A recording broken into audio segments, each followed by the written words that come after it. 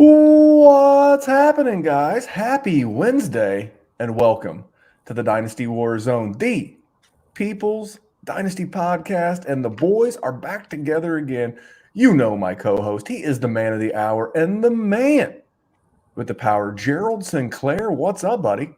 Nothing. I am enjoying my time watching Matthew Stafford in a playoff game, something I have not seen very often. Are we going to talk about the shirt you're wearing, though, Randall? Oh, we can. So, for those that are new to the show, first of all, thank you for sticking around. If you're watching on YouTube, if you would, leave us a comment below. What kind of off-season content do you want to see?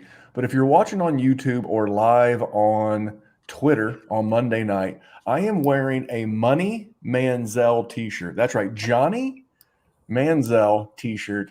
I bought this years ago during all the rookie hype. I went to grab another shirt for the podcast. You know, you get out of the shower, get done working out. I mean, you know what I'm talking about. You get done, you head downstairs. I'm getting everything ready. Just got the studio painted today. Looks great. Looking great. Thank you, insurance company. And I looked at my shirt and it said money, and I was like, oh shit. Money. But you know what? This is going to be a money podcast, so I think it's fitting. This show is going to be all about our dynasty misses, Jerry, and no one owns it like we own it. Yeah, I've made my entire mantra about my misses, so it's something I do not shy away from. It's something to learn from every single time. So you've got to just take the brick to the face and just move on. A firm brick to the face. I will tell you that I have recorded. Now, it's not a live stream because I'm just going to upload it. So you got to be subscribed over at YouTube. Dynasty WarZone YouTube channel, subscribe. I've got my first, I'm calling it 10-ish minutes on Rookies with Memphis. I don't know if that's the catchiest title in the world, but it's the title I have for right now, Jerry. It's good enough. I mean, it's what it is. It's 10 minutes. It's talking rookies, and it's with me, Memphis. So I think that's a good thing. It's not a lie. I'm talking quarterbacks. Fascinating quarterback class. So if you want that video and you're listening to this podcast in its normal Wednesday slot, go to YouTube. That's the only place you're going to find it. I'm not putting it on anything else. And speaking of rookies, on Monday on this very podcast channel, our boy Dallas, another edition of the Rookie Rundown. He's wrapping up the 2021 class. He's 2 episodes in. He's fired up. Can't wait for guest season to be upon us. And I'm fired up, man. Just a ton of big things going on. And then we have another new show, Jerry. It's off season though, but it's new shows. Okay. What do we got? Dynasty War Games. Oh. So our boys, Jesse, Chad, and Mike, former patrons, so awesome guys. They are doing a show around so you're old enough to remember game shows. Maybe you've seen the Game Show Network. Yeah, I have. You ever heard of the Match Game? I have. So on the podcast, they are doing a match game edition of rookies, and they're trying to match them with the appropriate landing spot. So an hour and 16 minutes of goodness. Check out the guys. They're getting their feet wet, and they're growing as podcasters. Really excited for them. You'll always have us on Wednesday. We're almost 4 years in a row, Gerald. That's outrageous. It's egregious. It's erroneous. It's all the us's. Superstition. I mean, if it ends in OUS, we're probably something along those lines. Kyle's still doing the FF SmackDown, and Tyler and Lou doing DFS, even playoff edition. So a lot going on, even though the season's over. Everything is cooking big time at the DWZ. Now, Jerry, it is time for everyone's favorite segment. Are you ready? Yeah. What is it, Jerry? What's everybody's favorite segment? Good people, bad tweets, man. I'm excited. I got to see what we got here because I didn't know we were doing it today. You've been scouring. It is Okay. It is kind of misleading. It is good people. It is bad tweets, but it's really more of a take. You know, I didn't have a lot of time. It was my birthday this past weekend, so I wasn't on Twitter a lot. I was mostly talking about gambling as the playoffs did well this weekend. Went 7-1 on props. Shared a lot of those with our patrons over at patreon.com. But you know what I'm seeing a lot of? We just talked about it, Jerry, rookies. Yeah. So I would like to offer a piece of advice to the good listeners. So this is going to take the place. So every year, there's 4 or 5 guys that just the steam starts coming on, and these guys never lose value. Can you think of any rookies that will meet that criteria in 2022? I've already got a couple lined up in my head. Well, if you got him, fire away.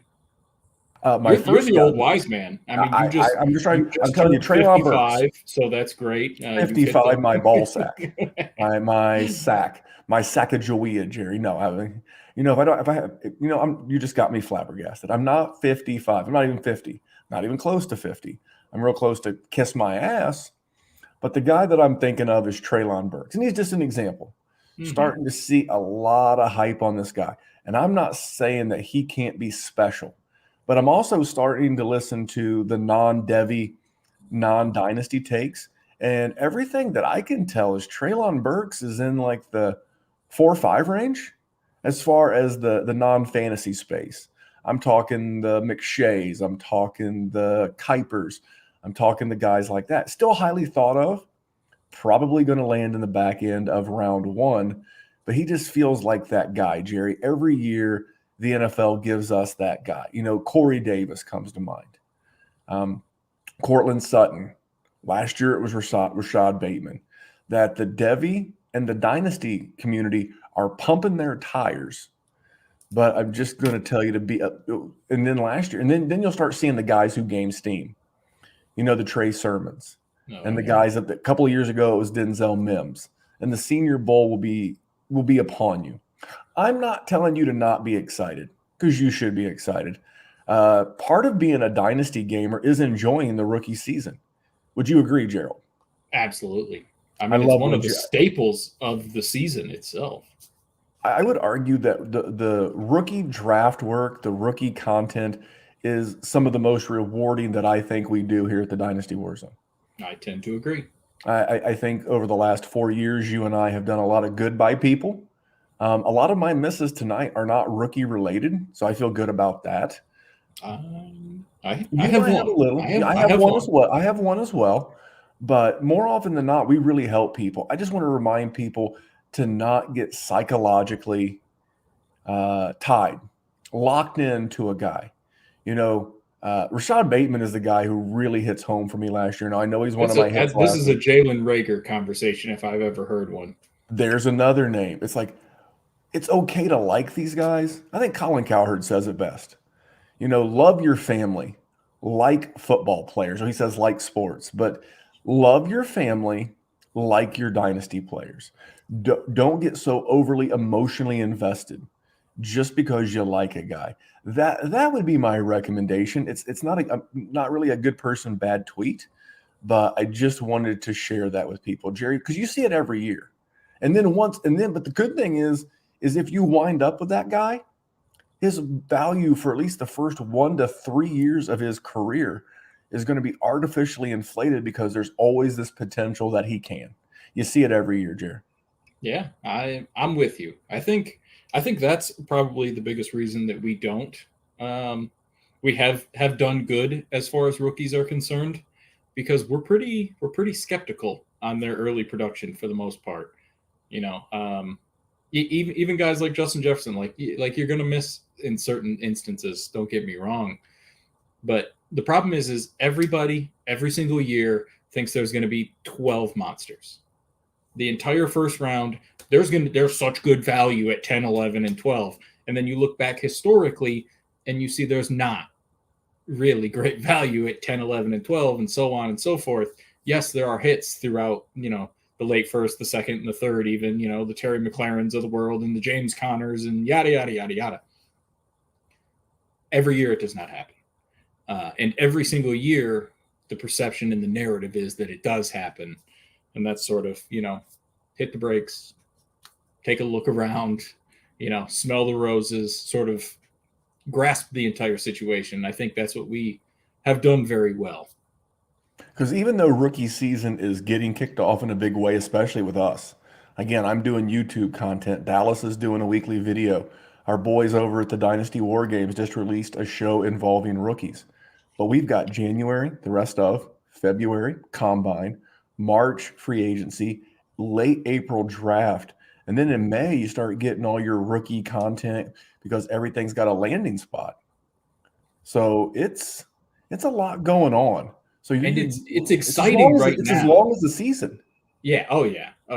Like it's an exciting part right now because it's new to some people, like myself included. Like I haven't dove tons into it. I don't like to do that because I feel like it puts players on a pedestal, and I don't want to do that. But by the time we hit to March, when we've got 3 or 4, 5 weeks until the draft, we're gonna be hearing every single name that's ever been mentioned. Guy from Washtenaw Community College. I always like to say Southwest Directional A&T Oklahoma Agricultural. Yeah, like Randy's Quad State University. Like you're going to hear everybody's name from everywhere, and you're going to hear the same names over and over and over, and it's going to get beat into you. It becomes an echo chamber. It becomes an echo absolutely. chamber. I think like you brought up Treylon Burks earlier, and how the things you've been hearing from outside the Dynasty circles is not so much him. I think that's the thing, is he's part of a echo chamber that is Dynasty. So a lot of people say he's great. Dynasty players hear it, they look at it and they go, oh shit, he's really good, which he is really good, don't get me wrong, but then they lump him into that same category and it just spreads like wildfire. So that's why I like talking to you, Randy, because you listen to other stuff. You're a gambling man. You listen to the Vegas people, and I do appreciate it because it's an avenue that I don't venture into. So I like to steal that knowledge myself. Well, Jerry, you are not only a thief, but you are a thief of joy. And that little segment was brought to you by our patron, patreon.com/Dynasty Warzone. So me and Jerry, we just squared up all of our patrons. If they got first or second, they got the cash and they got taken care of. And it's me and Jerry making sure that you get a beat down if you join us in a patron. Now, I would say based on the DMs that I've got, patron 13, lucky number 13 will be the first one that we run in February. I'm not doing any startups till post Super Bowl because this is a great time of the year to take a break.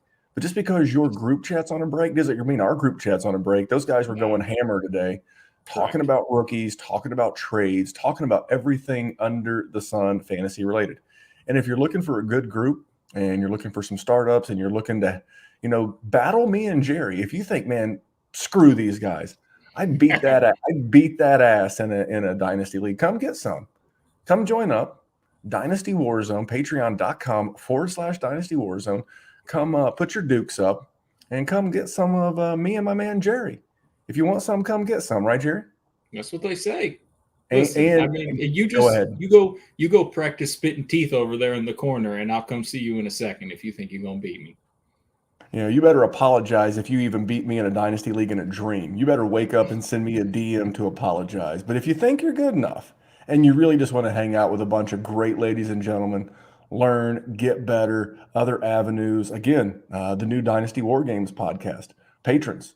I mean, this was created by them. They started doing the Patron by the People podcast. They, worked their asses off, did a great job with that for our patron group on top of the podcast that I do every week for the patron group. They showed dedication, they showed passion, and here they are doing more shows for you. More than just Dynasty Fantasy Football over at patreon.com/Dynasty Warzone. You hear the testimonials to begin and end the show. Come hang out with us, patreon.com/Dynasty Warzone. All right, Gerald, I've tried to stall the inevitable long enough. Last week, we were, walking around, patting each other on the back, just having a damn good old time. But now it's time to pay the man. It's time to own up. It's time to fess up where we were not at our sharpest in 2021. I'm going to give you the floor. Who is the first of 5 guys that you want to fess up on that you just missed on in 2021? It's a big one because I was drafting him very early. The year before in rookie drafts, I was drafting him even earlier than that, and he has just not put it together. It's Clyde Edwards-Helaire. Kansas City, Andy Reid, running back. How many narratives can I say? And it seems like every single running back that is in that damn offense, even today, Jerick McKinnon looking great yesterday. Everybody can do it but Clyde. And it pisses me off because I got a lot of Clyde. We made a trade, the Najee trade. I got Clyde back in that deal. I'm worried. I am legitimately worried that he's just he's never going to be more than an 11 touch guy. And if he's an 11 touch guy who doesn't get goal line work, and at the rate they're not passing to him, what is he? He's sort of getting cast off by a lot of people saying the same things I am, and maybe his value dips low enough that I'm happy that I have him. But it's scary. Like, I don't know how you feel, because I know you were on him a little bit this year too. I don't know if you were on it to the extent that I was on the hype train, but it scares the hell out of me. Like, I don't know what to do with him. I think, if I can get out, I think I'm probably getting out. As I want to believe, as rash as that may be. I want to believe. I do I too. want to believe in Clyde Edwards. I'm trying to pull up some stats on him. I mean, he had several good games. The injuries continue to be a factor.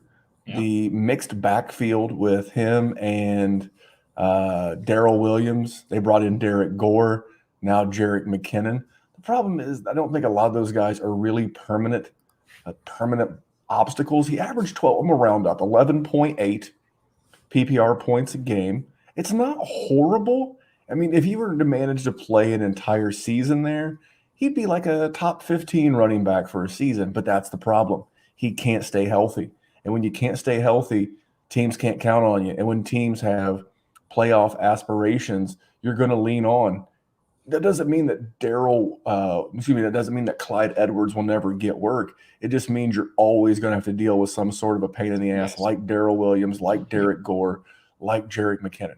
You're always going to deal with those guys siphoning off touches because teams are either afraid, A, this guy's going to get hurt, or B, we've never been able to rely on him, so we've got to have a rotation of backs. That's my big concern with Clyde Edwards. I agree. And I think he needs to drop. So if you already have him, you've lost value. Like there's no getting around that. It's already happened. But in startups in this offseason, I think it depends where he's going to go, if he's going to be, worth a damn. Because if you're getting him in the 4th round or the 5th round, I don't hate it, right? If he's going at the late 3rd or something, because people are still sort of buying in on Kansas City, I can't do it, because I feel like he's a perennial RB 19 type of guy. Like, and that's if he plays 12, 13 games. So I don't know. It's so tough. I think I'm going to have to see where he's going in startups to, set my tone for what I think his future is going to be in 2022. But as of right now, that was a miss. And it was a pretty big swing and a miss. I would just tell you, if you have Clyde Edwards, forget your acquisition cost. Yes. Because if you sit back and stare at what you paid for Clyde Edwards, you're just going to be pissed off. You're going to be mad. You're going to be frustrated. Forget that. You got to tell yourself that if he's healthy, he's going to be a guy who's going to give you 12 to 14 points a game. And if he gives you 12 to 14 points a game, like Antonio Gibson did this year, like Cordarrelle Patterson did this year, he's going to be a back-end RB1, and that's fine. So what you're really hoping for is that he can stay healthy, prove his worth in this offense, and recoup your value. But, yeah, I don't think he hit to the level. I've got to be honest. I've got a rookie for you. I've got a guy that I just didn't see it, and I think I'll be right long-term, but in the short term, I think I was dead wrong about Elijah Mitchell. Guy, late round rookie pick, went super duper late. I can actually look at it. So the leagues that I have pulled up, the league in question is what we call the Ultimate Dynasty Podcasters League. And the reason why I have that one pulled up is that this has a lot of really old school Dynasty guys in here. It's got Rich Dotson from the Dynasty Nerds, Tyler Gunther from the Dynasty Happy Hour, Izzy Alcafaz from the Dynasty Trade Calculator, John Bauer from the Dynasty Theory, and on and on and on. A lot of awesome Shane Manella from Dynasty Trades HQ, a lot of badass Dynasty owners. So depends on where he went in this draft will tell you where, he was valued. So I'm trying to look at what his acquisition cost was. But, I mean, here's a guy who averaged 13.8 PPR points a game. I absolutely love that. I mean, if he did that all season, just like I mentioned with your boy Clyde Edwards-Helaire, Jerry, he would literally be a guy that would be a back end RB1. Great offense in San Francisco. I mean, you got Jimmy G. You don't know if he's coming back. A lot of great weapons, and that's what Debo's siphoning off carries. So, Jerry, what were your thoughts on Elijah Mitchell? I mean, that's my dude.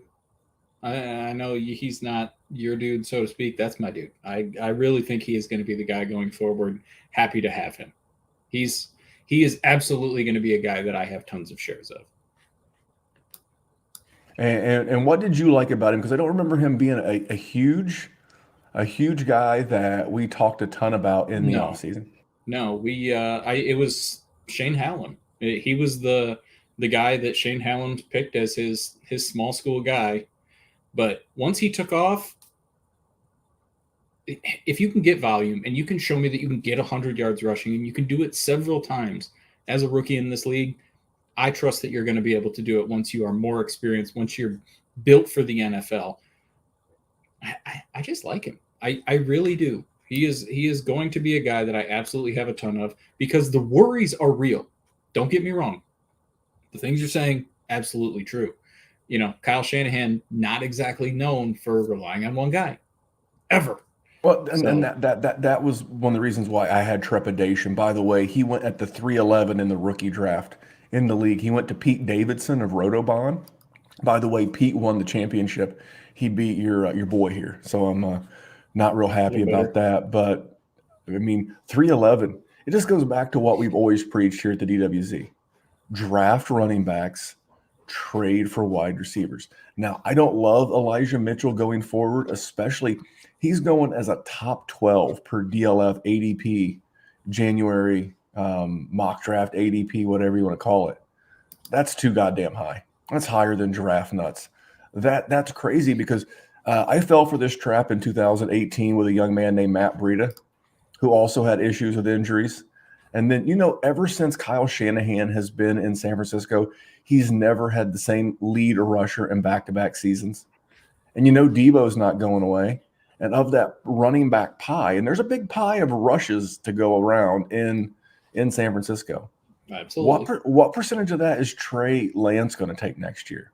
So you got Debo, you got Mitchell, you've got Lance. I mean, you got all these guys. What does it look like for him? So those are some of my concerns, but that doesn't make me any less wrong. I can have concerns and I can have trepidation going forward, but I just missed. I should have had him higher. Yes. I think your concerns are real, though. I think that's why he's somebody that I can acquire. Well, let's end it on this: buying or selling? I'm buying. What are you paying? Help these people out. What are you paying? 202. Okay, yeah. Look at that. So look at that. It was like that one. It's like rock paper scissors. There. It was 1, 2, 3. I said 201. Jerry said 202. So an early second feels good. Now, is that in a super flex or is that in a 1 QB? I mean, super flex for me, but yeah, I don't think you're going to get him for an early second and a 1 QB because what am I going to get? Like the fifth running back in this rookie class? No, any running back you're going to get. Any running back you're going to get there in a 1 QB, you're going to be reaching. You're going to be Keyshawn Vaughning to get that guy. Now, Keyshawn Vaughn's a guy we can talk about here in the not too distant future. But Jerry, you have a second guy. Who is the second guy that you big swing and a miss on? I think it's sort of going to be the theme for this show because it's something that I do. I always like the running back that people don't like, and I try and get them at a value and hope it pans out. And that was Miles Sanders. And you know what didn't happen, Randy? Didn't pan out. I think he had back-to-back games where he had 100 yards because he actually got some work. Nothing that we have seen in his time suggests that he's going to get the work there. And that's going to continue until he is not a Philadelphia Eagle. And then that does not suggest necessarily that he is going to get the work wherever he goes afterwards. He gets banged up a lot. He's not gotten the workload. Hell, Boston Scott had a ton of touchdowns. Miles Sanders had 0 on more carries than Boston Scott had. Let me ask you this. Can I ask you a question real quick? Could he get like the Sony Michel treatment and like a change of scenery could do him good? I mean, there are a lot of teams that could use that guy. And, I agree. And Phil, I mean, he's a guy that people like yourself missed on. And Jerry, you're not the only one who did this. As it relates to Sanders, but that doesn't mean that you shouldn't be out kicking the tires a little bit. If I can give up a mid-second, I'm in. I'm going to offer that. Yeah, that's fine.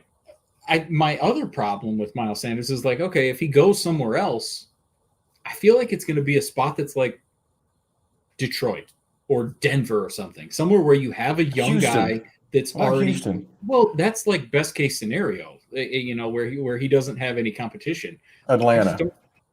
See, like, I don't think anyone actually wants to rely on Miles Sanders. I think they want to just have, he's a good running back. He's like a Kerryon Johnson plus. Like he's just better than him. He just gets hurt a little bit less.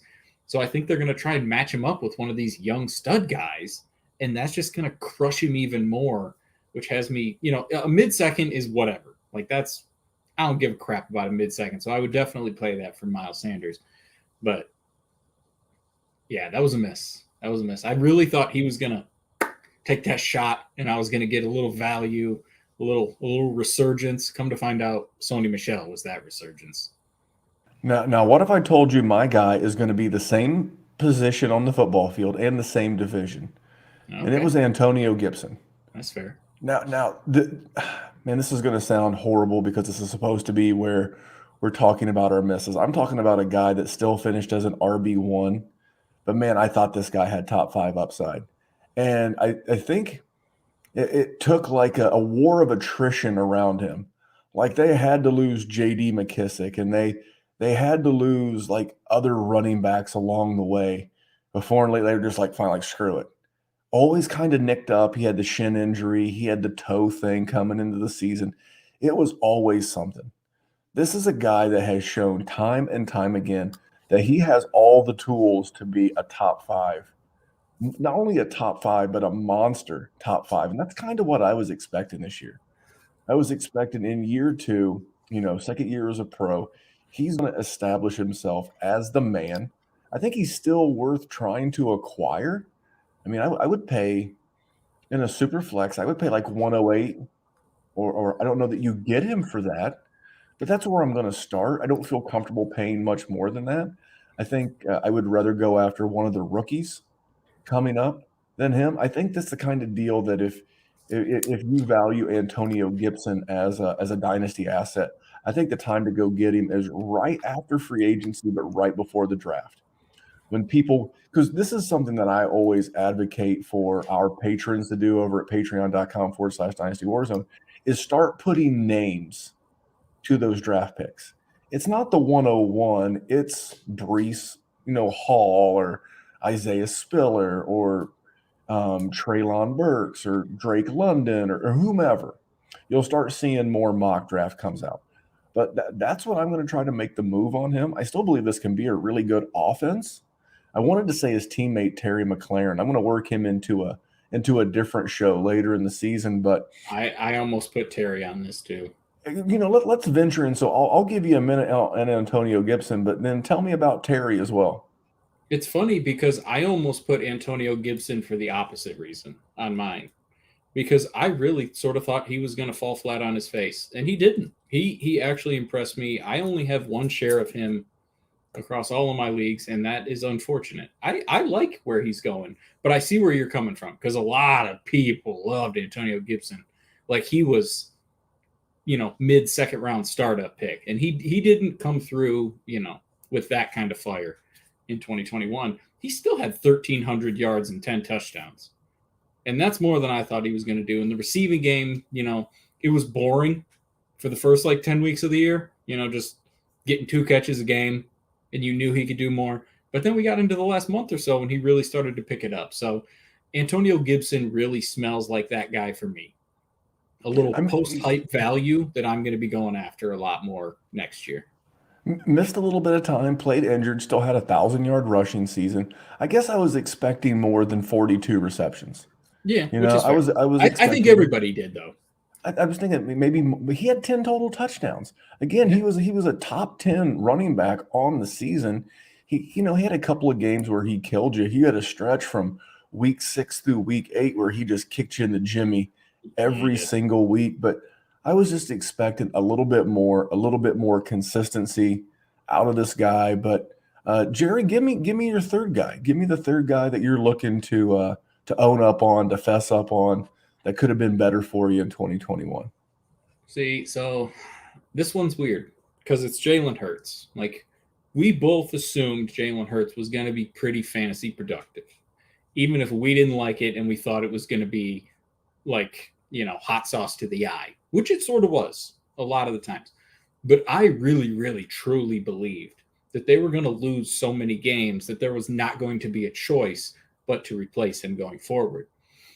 And they made the playoffs. Now, granted, my man did not look excellent in his playoff game. And it sort of suggests that, they might need to lean a different direction. I was sort of surprised they didn't go Gardner with the way they were getting absolutely pooped on. But I bet you internally they wanted to go Gardner. But it was they knew the messaging they're sending to their fans if they had benched him in a playoff game. Yeah. But when that game got to be like 17-0, that was the time. But I'm sorry, I didn't mean to derail you, but you brought up my boy, the mustache. But I sort of believe that he's going to be the starter next year. I think next year is going to be the year. And if you can't do things, then it's going to be sayonara, sweetheart. I don't know. Like, I truly believed that he was going to put up all the fantasy points that he did, and they were going to be a 5-win team, and they were going to move on, and that was going to be that, and I was going to be happy that I don't have Jalen Hurts in leagues. I have him in one that I trade for trying to win a league. Didn't win the damn league. That's why you don't try and sell out, I guess. But I don't know. I mean, what did they win? 9 games? They went 9-8. 9-8, and they didn't even really play the last game. He didn't play the last game. Mm-hmm. He was your QB on the full season. This is all 18 games. Yeah. You could throw out week 18 if you wanted to, but no one ever does. It's weird. In the dynasty and fantasy industry, they don't throw out the last week of the season when it doesn't suit their narrative. But when it does, they damn sure. I use every game. The guy averaged 20.8 points a game. You know who else did? Aaron Rodgers.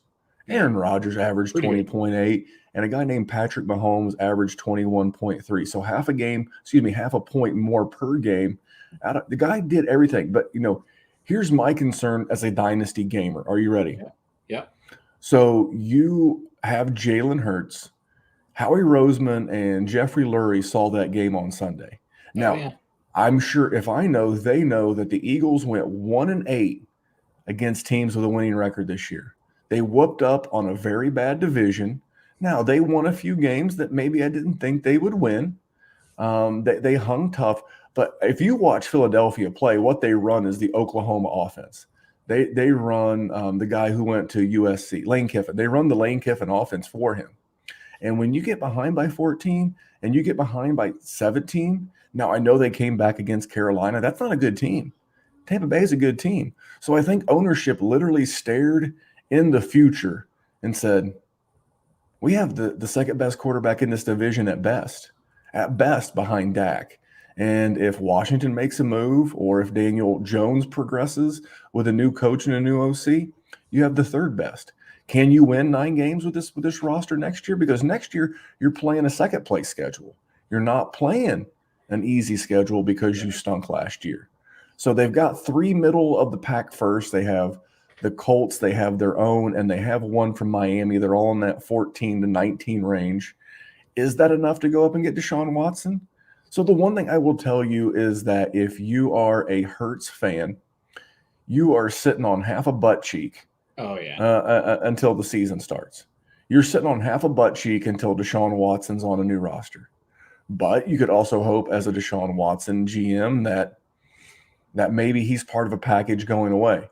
But I will tell you, until the Russell Wilson situation settled, the Deshaun Watson situation settled, and the Aaron Rodgers situation settled, you need to be I would be nervous as could be. So I think you could be right and wrong. I think you could be wrong about how his short-term dynasty value is, while being right in the fact that he was going to have a good season. Because that was kind of both of our take. So, but he as of now will be the starter in 2022. They committed to him in a bad playoff game, so not the worst thing I ever saw. I also have no belief that he's actually the long-term guy. Just throwing that out there too. So maybe in a couple years this will be, the miss that I have. But honestly, I think if it's next year, I think it's only next year. But we're in lockstep, and normally Jerry does not read the show document, which is, but the last 2 weeks this guy's been on it. And you went running back, I went running back. You went rookie, I went rookie. You went quarterback, I'm going quarterback. And this next one stings a little bit because I don't know what to do. It's Carson Wentz. Of my Indianapolis Colts, started off the season fine. He was exactly what I thought he would be on the season. And that's a guy that would be a borderline QB1 and, would have QB1 weeks. And that's exactly where he was going until all of a sudden, Jerry, I don't know. It was like fantasy GMs got exactly what they want. What do you hear on Twitter all the time? Give Jonathan Taylor the ball more. And you know what? They lost a bunch of games down the stretch. They missed the playoffs. And through the first 10 games of the season, through weeks 1 through 10, Carson Wentz gave you 17.5 points or more in your standard ESPN scoring leagues. That's not too shabby. 17.5 a game, that's in the Russell Wilson territory. That's not too far off of a mid QB1.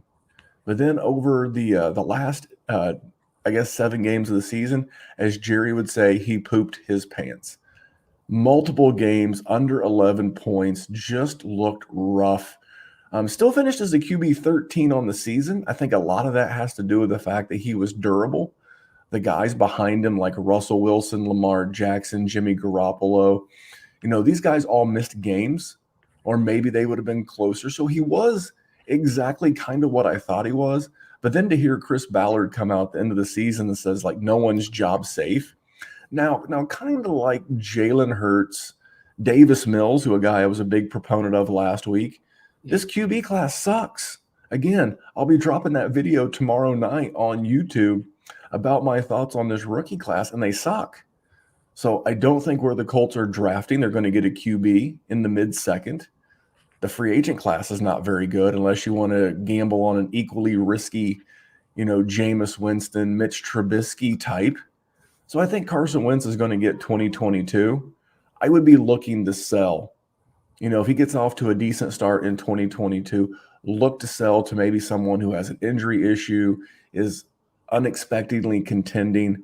But this one breaks my heart, Jerry. You know what a Wentz believer I was trying to be this time last year when he was about to be traded to the Colts. Yeah, and like you said, it started off good.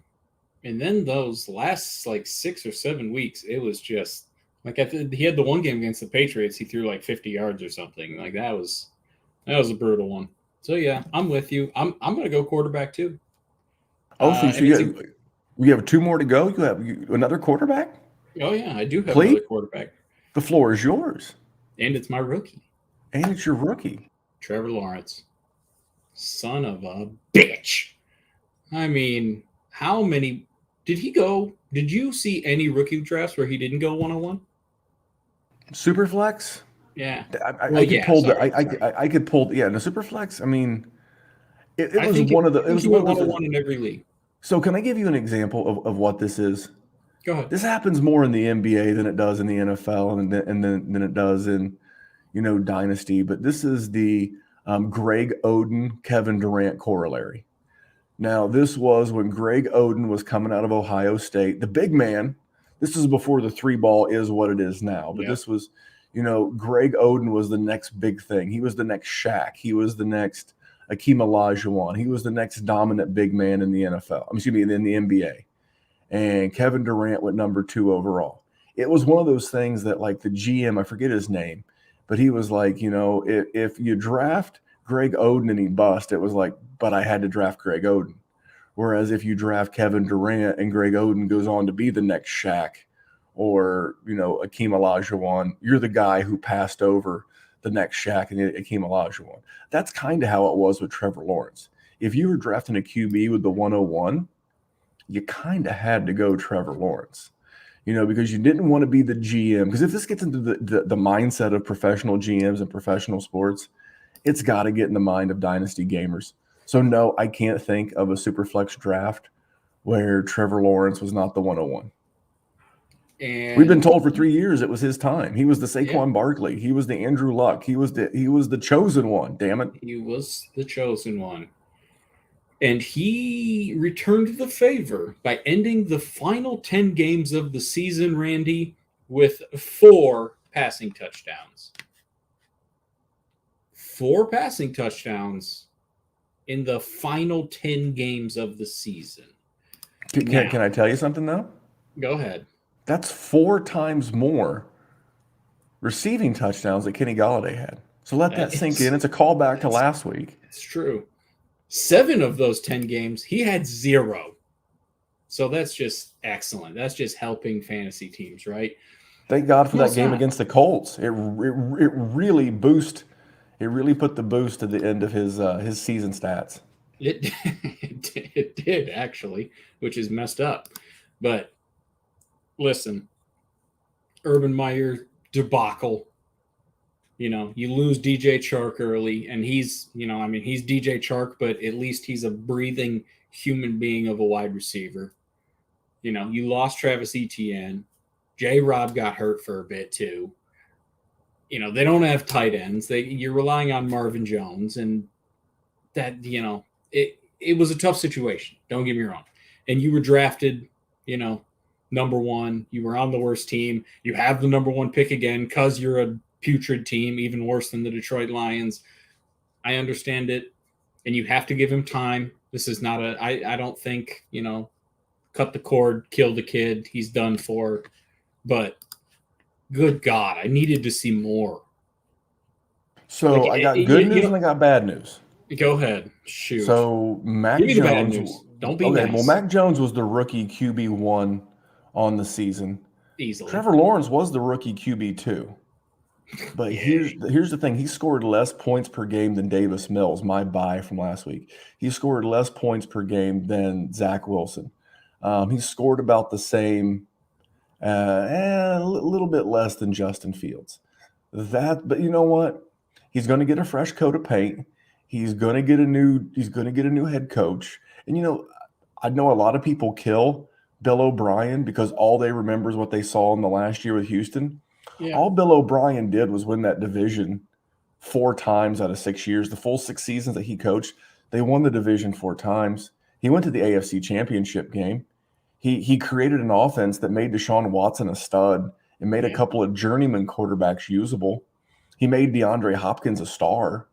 So as much as Bill O'Brien was a shitty GM, he was a pretty good football coach. I don't like Trent Baalke. I don't like the toxicity of that thing, but you got to give him one more year. I'm not completely out on him, but that was tough, Jerry. I don't think than that horse shit.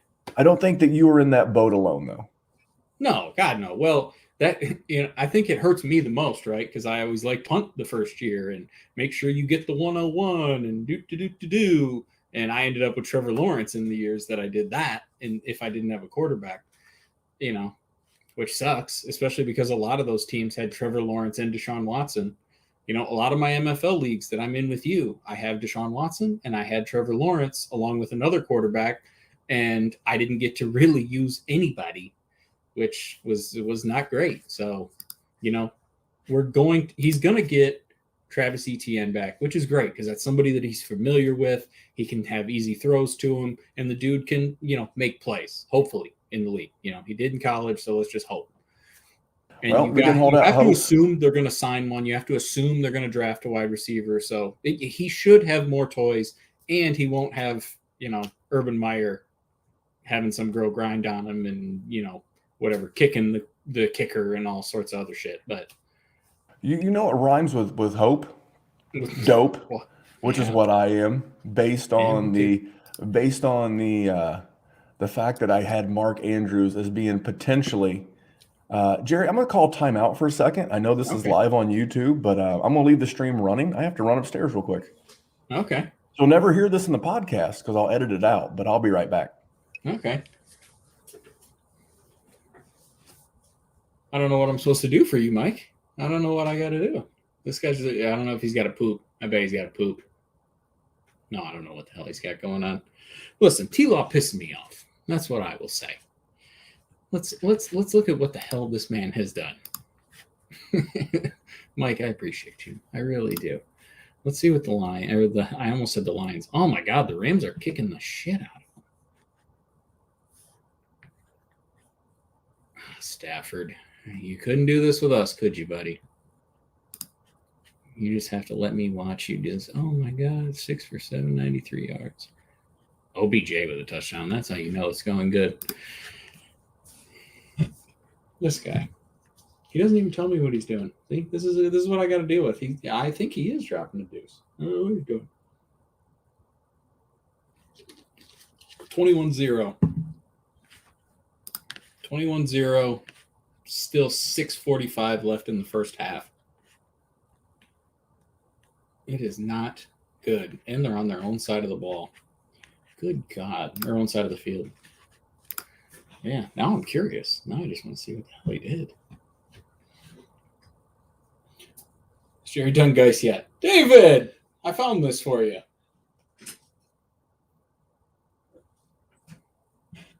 You see, the wife usually is in bed by now. Not to tell secrets outside of school, but she is an early bird. She reads, she passes out, she leaves him into his dungeon and just lets him do whatever he wants to do. Even though they did do a good job with that setup and that paint and everything. But Darius Geist ripped my heart out, and he actually taught me a very valuable lesson to not accumulate too many of the best or one player, because I had that dude everywhere. And I'm surprised I recovered in some of the leagues. Andrew Luck, too. Andrew Luck was a real pain in my ass. What else we got, gentlemen? Give me some questions. Who knows how long he's going to take? I don't know if he's an excessive wiper or what he's got going on. We did hang out in Cleveland, but I don't think he pooped there. He might be a cyborg. I don't remember him pooping the whole time. He did work out a lot. He works out a lot. That is not a joke. He's also built like a fucking tank. Oh, I'm on YouTube. I can't say that. Don't tell him that. When are we getting fanny packs? You're not getting no fanny packs. Come on now. Listen, if I can't pull it off, we're not doing it.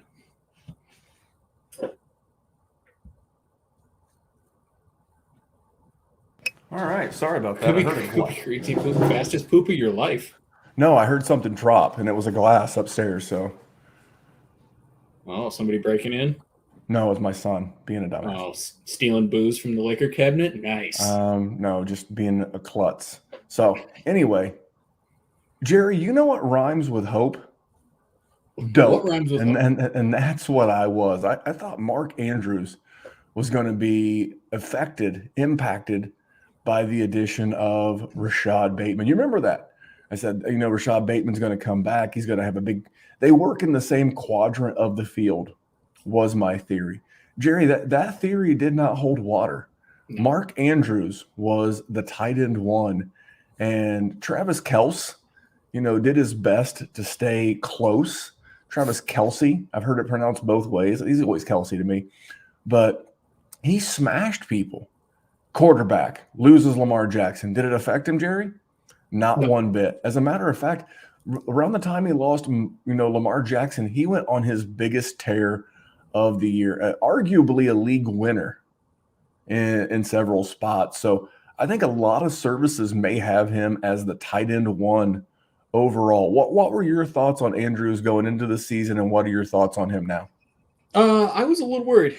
I didn't really think he was going to repeat it, so I'm sort of with you. He was one of those people that I almost put on this list as well. So I wasn't about it. And wrong. Yeah, it was another one of these. It was arguably my biggest one, but my biggest miss of the year was? I'm just going to go right to my number one. I'm going to get it out of the way, rip the Band-Aid off. Sam Darnold. Yeah. Sam Darnold. Man. He had to be on this list for you. Oh, I mean, I have him everywhere. It's not killed my team. I mean, Jerry, No, because is you there don't like nobody relies on Sam Darnold. It's not like thankfully I get to play Sam Darnold. You just sort of have him.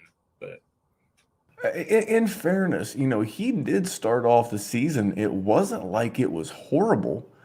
I mean, he was, I think through the first 5 weeks, he was like the QB5, yeah, and they played it some was good defense. beautiful.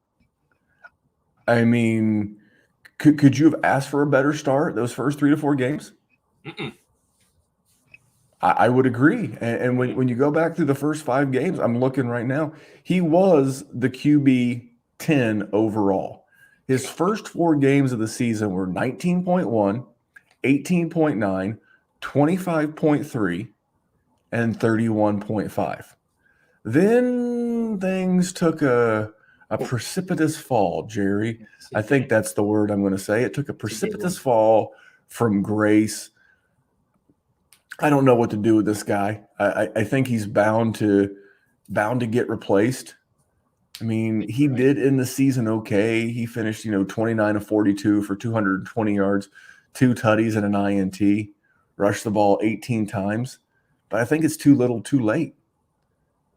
I tend to agree. It sucks because the opportunity to trade Sam Darnold was there, but I also liked Sam Darnold, and I liked the thought of that offense paying off.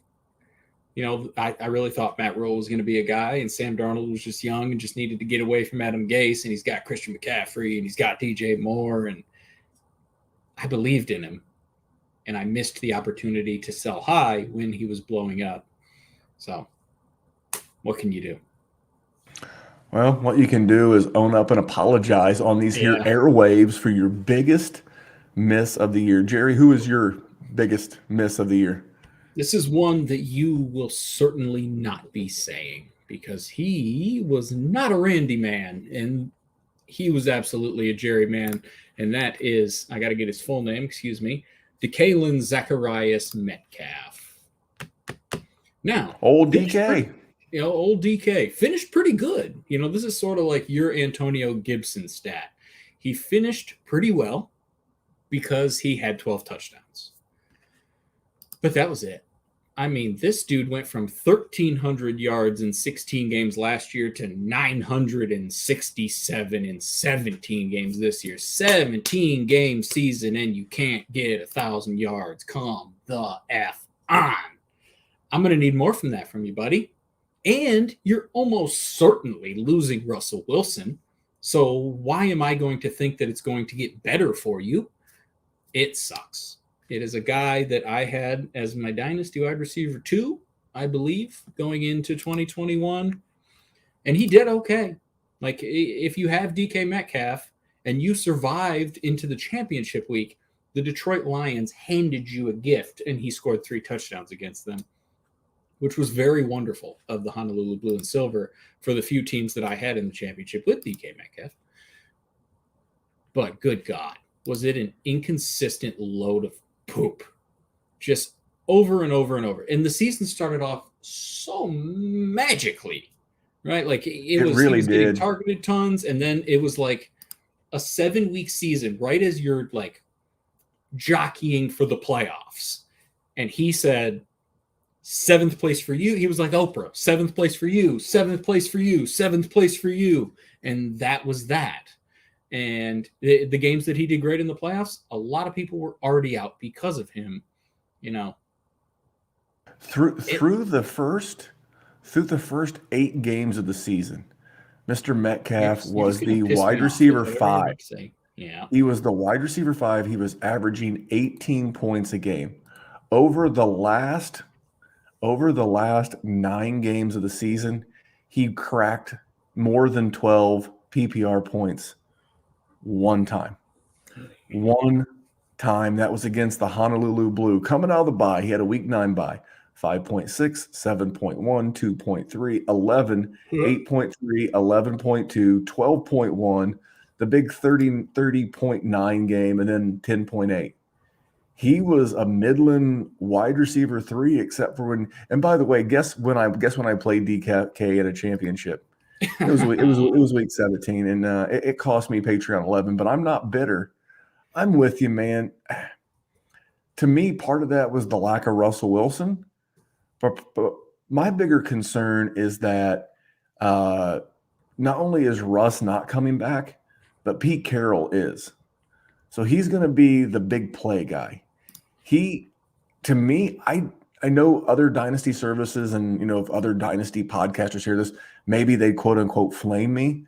I don't know how you can take DK Metcalf. I really don't at where he's going as a top 5 to 8 wide receiver. I just can't do it. I'd love to get him as my wide receiver 2 that could win me weeks.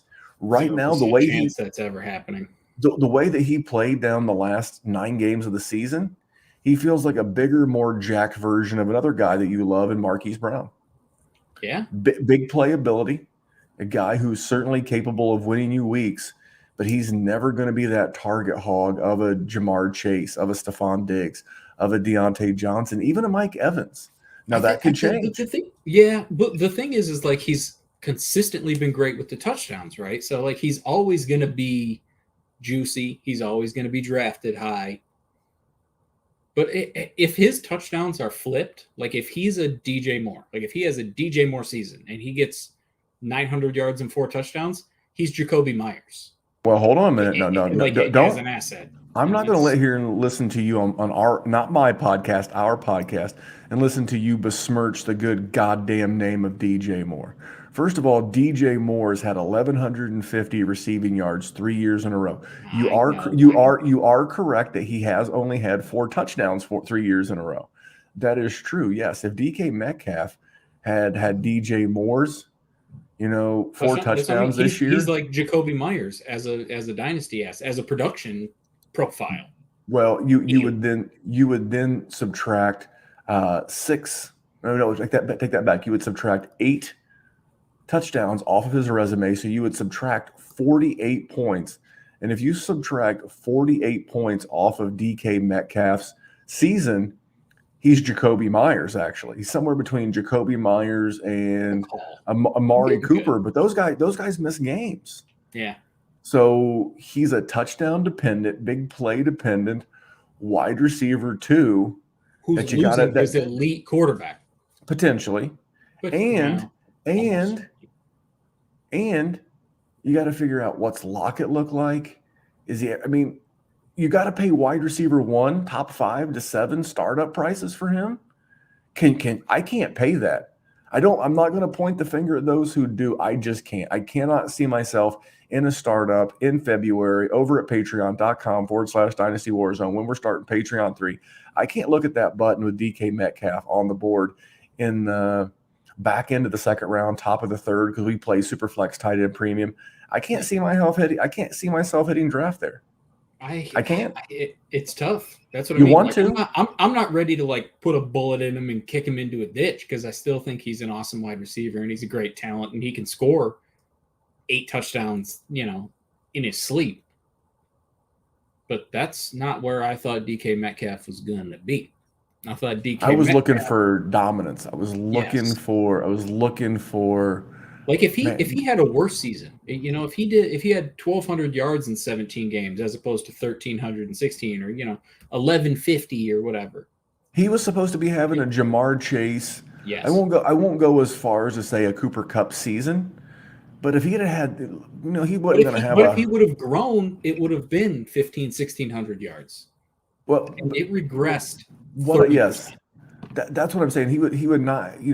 He could have had the yardage and the touchdowns of a Cooper Kupp without having to have that many receptions and targets. Yeah. He could have easily had 1,600 yards receiving and 15 touchdowns, but he didn't. And because of that, Jerry, I appreciate you owning it. But we're going to get out of here. We've talked about all of our misses. Give us a trade target. We do it each and every week. Who are you looking to acquire? Give me a guy.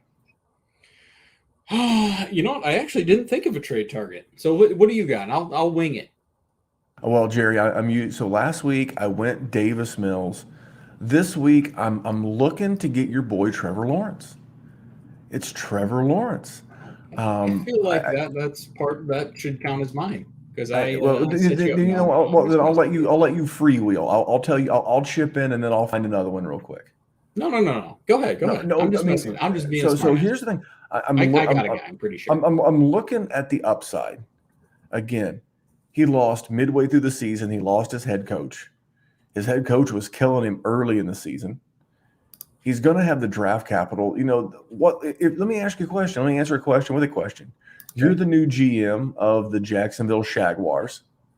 What's your number one priority walking in the door? Number one priority. I have two, but what's yours? Number one priority. Protecting Trevor Lawrence. That would be my number one, and my number two would be to get him some weapons. Yeah. My number two priority would be to get him a wide receiver. And they're in the top 5 in cap room. I'm going to go out and I'm going to kick tires on all these wide receivers that are going to be up. Juju's out there. Godwin's going to be out there. I know Devontae Adams, more than likely they'll franchise tag him. But there's going to be a lot of wide receivers on the market. That's what I'm going to do. I know a lot of people think they should use that number 1 overall pick on a pass rusher. And I understand why you would. I'm going to be hard-pressed. Cam Robinson, going to be a free agent in the offseason. I think their best tackle, in my opinion.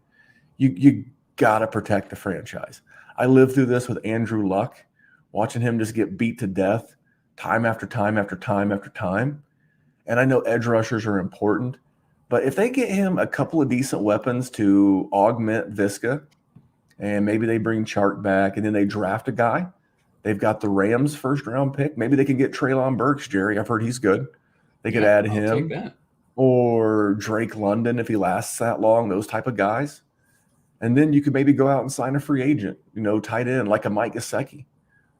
These are all things they could do. So I think he's going to get better weapons. I think he's going to get better coaching. I think he plays in a division where he'll be able to score points. I don't think the Colts defense is as good as – obviously he just let the shit out of them. The Texans are in his division. Too bad he can't play his own defense. Tennessee's good. They're not great. So for me, I'm going to go offer, can I give you Zach Wilson and a first? I think that's a deal. You're not in on Zach? No, Lord, no. I'm not either. Lord, no. When I look at, and like I said, I'm doing my rookie prognostications. These quarterbacks. The only thing these quarterbacks have going for them in 2022 is that they might fall deep enough to land on good rosters. I would love a guy like Sam Howell to land behind Matt Ryan, or Kenny Pickett to land in Pittsburgh. Because here's the thing: if he lands in Pittsburgh, he has to start year 1 because he's replacing Big Ben. But at least he has weapons, an up and coming offensive line, a good head coach that get So these are the things that I'm looking at. No, I don't have a lot of faith in Robert Saleh, Joe Douglas, the GM. So no, I would love. Maybe I try to get a second back or a third. You know how I roll. But who is your guy? Who'd you come up with?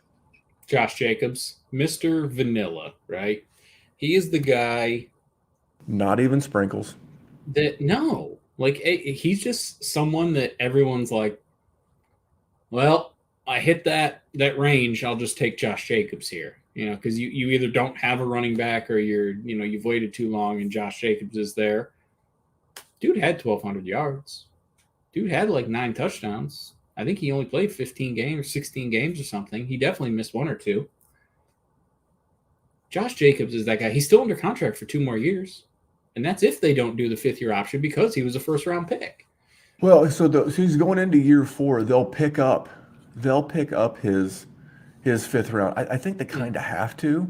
He's not played bad. I think the amount of money that would guarantee him might be budget stretching. But from a fantasy standpoint, I think you're spot on. The guy finished the season again as an RB1. RB8 last year, RB12 this year, missed 2 games, averaged 15 points a game in the 16 games, the 15 games he did play, had a better points per game average than Cordarrelle Patterson, than Antonio Gibson, than Zeke Elliott. Better than a lot of guys. I mean, he's right there in a pocket. Has he finished as an RB1 all 3 years? 2 years in a row. His first rookie year on a points per game basis, he did. But he missed like 4 or 5 games and finished as the RB like 20. I looked at Josh Jacobs as well. Okay. I was crafting up a tweet that I didn't have time to send on Monday. But yeah, the guy's from a points per game standpoint. Jerry, this is why you're starting to get it. It doesn't matter what his name is. You know what Josh Jacobs has given you consistently 3 years in a row? In spite of competition with the Kenyon Drakes and the Jalen Richards and the Peyton Barbers and all these guys. Do you know? Well, I see you're shaking your head, but the head coaches continue to give those bums work. But do you know what? Do you know what Josh Jacobs has done? 3 years in a row, consistently scored between 14.5 and 15 PPR points a game. I don't understand. Do you not like RB1s? What if this guy's name was David Montgomery, I don't know about that, but if his name was AJ Dillon, people would be tripping over each other and cutting in line to trade for him. If he had any, because he was so poo-pooed. If his name was Tony, if it was Tony Pollard. Oh yeah. Oh my God. The world would be on fire. You know what I think the biggest problem is that he was 101. You know, he was the 101 of that class, and he wasn't Christian McCaffrey. He's only been good. He's not been great. He's only been good. He's only been solid. He's only been Jerry. God damn it! There's got to be a place in this world for reliability. Yeah, there is. You know who they are? The mother effers who have the dynasty trophies, because they have them on their team and they're winning. It's steak, baby, not sizzle. Everybody chases sizzle, and steak's the one that gets you the money to buy more steak. Okay, so he missed one game. He played 15 games this year. How many games did Josh Jacobs have less than 10 PPR points? Obviously, the 2 that he didn't play, he had 0. No shit, Sherlock. But outside of that, how many did he have? What is One. He had as many single-digit PPR point games as Kenny Golladay had touchdowns. That's right, back to that old chestnut. But he had games of 17. Down the playoffs, when you're trying to get that fantasy cash, weeks 15, 16, and 17, 12.4, 11.4, 18. If you plugged him in as your RB3, RB2, or flex, he did his job. He got you points. He did not let you down. He did not poop on your head. There's nothing wrong with Josh Jacobs on your roster. There's nothing wrong with the offseason. Now, Jerry, next week, I've got us a guest booked. I never like to name the guest in case something comes up because, basements flood, things happen. I have us a guest lined up, looking forward to it. And it's going to be rookie talk. And we're going to be talking rookie wide receivers, Jerry. Nice. And Jerry, we love rookie wide receivers. Pen and notepad season? It is pen and notepad season. So not only will you get rookie content next week out of Dallas on the rookie rundown, you're going to get rookie content here. And I have no idea what the guys at the Dynasty War Games show are going to cover. And I have no idea what Kyle's going to cover. He could be recapping rookies. It could be rookie all the time rookies, Jerry. What is there really anything better? Shenanigans and rookies? I don't know. I'm all for shenanigans. I love rookie. I love rookie season. It is the best. It's like the payoff. It's the reward you get as a dynasty gamer for making it all the way through the regular season. Because really, when they're outside of the trades and a little bit of waiver wire, when the regular season kicks in, you're just fantasy footballer. Yep. You're setting a lineup. You're making the occasional trades. You're having fun. There are guesses in the chat. Yes, David Donaldson. We're going to try to get Ray GQ back on, but it's not Ray GQ next week. But until next week, we will leave you on that cliffhanger. That man's name is Jerry Sinclair. You can follow him on Twitter at JerrySinDWZ. You can follow me at DWZ Memphis. You can follow the show at Dynasty WarZone. Remember to check out our buddy Matt over at Hate Brand Goods. That is HVIII.com. I got the pink shorts, pink pastel shorts. Walked onto the gym floor the other day. A guy thought I was wearing my boxers. True story. So if you want to be fashion forward and mess with people's mind, check out the HVII.com. Use promo code Memphis. And Jerry, Here at the Dynasty WarZone, we're looking to do one thing. We are just trying to make the world a better place for fantasy football.